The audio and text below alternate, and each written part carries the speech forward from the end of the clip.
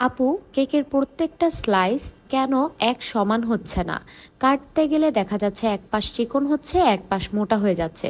এরকমটা কেন হয়, এটা নিয়ে কিছু বলেন।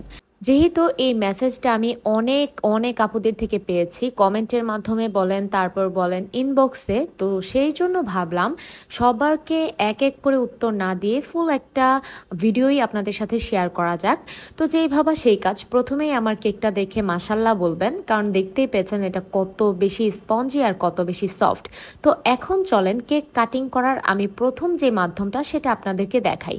এই যে এখানে দেখছেন আমি দেখাচ্ছিলাম যে কখনোই ব্রেড নাইফটাকে এইভাবে একদিক থেকে টেনে আনা যাবে না। আর এই যে প্রথমে আমরা উপরে একটা হাত রাখবো, তবে কোনোভাবেই কেকটাকে খুব প্রেসার দিয়ে এখানে চাপ দেওয়া যাবে না। শুধুমাত্র আলতো হাতে আমরা হাতটা উপরে রাখবো যেন একটা ব্যালেন্স হয়। আর এরপর দেখেন আমি ব্রেড নাইফটাকে ঘুরিয়ে ঘুরিয়ে কিন্তু কাটছি। অল্প অল্প করে আমি ব্রেড নাইফটা ঘুরিয়েছি, আর সেই সাথে আমাদের টার্ন টেবিলটাও ঘুরিয়েছি। আপনাদের বোঝার সুবিধার্থে আমি আজকের এই ভিডিওটা একদমই ফাস্ট করিনি, মানে আমার ভিডিওটা যেরকম ছিল আমি ঠিক সেভাবেই আপলোড দিচ্ছি।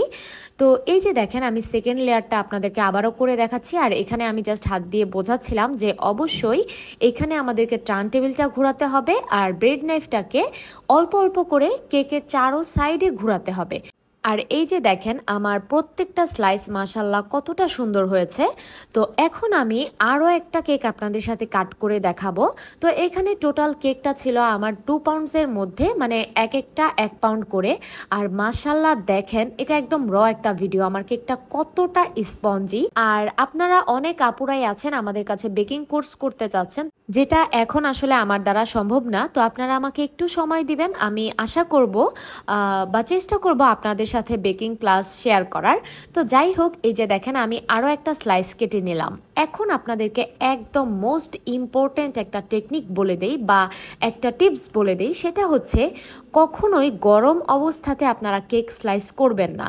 যদি চুলা থেকে বেক করার পর আধা ঘন্টা বা সাথে সাথে আপনারা কেটে ফেলেন, ওই ক্ষেত্রে আপনাদের কেকের স্লাইস কখনোই সুন্দর হবে না।